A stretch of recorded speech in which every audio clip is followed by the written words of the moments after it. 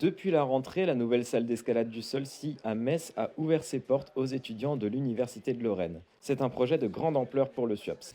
Ouais, c'est une salle qui a la prétention de reprendre tout ce qui est dédié à l'escalade, c'est-à-dire de l'escalade dite de type bloc, c'est ce qu'on a derrière vous.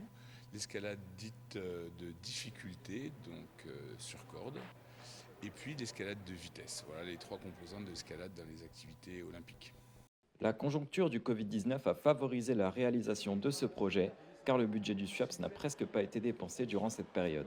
La mise en place du projet a commencé en 2022, des travaux de grande ampleur mais nécessaires selon le directeur de la salle.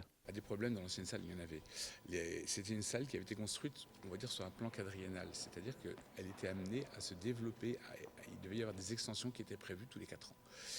Et elle ne convenait plus parce qu'il n'y a que 8 ou 9 personnes qui pouvaient rentrer simultanément, il n'y avait que de l'escalade de type bloc, elle était quand même relativement insalubre du fait qu'il fallait sortir des gymnases, repasser par une partie extérieure pour rejoindre la salle.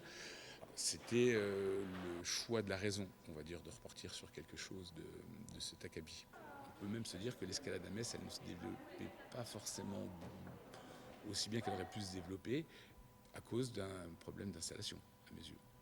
Aujourd'hui, le SUAPS peut accueillir jusqu'à 25 personnes simultanément, contre seulement 8 dans l'ancienne salle. Des séances bien remplies et donc une demande forte. En même temps, ce sont peut-être les installations modernes qui attirent du monde. Kilterboard, donc, c'est un pan normalisé qui existe dans le monde entier. C'est américain, je crois. Les prises sont fixes, elles ne bougent pas, elles sont rétroéclairées.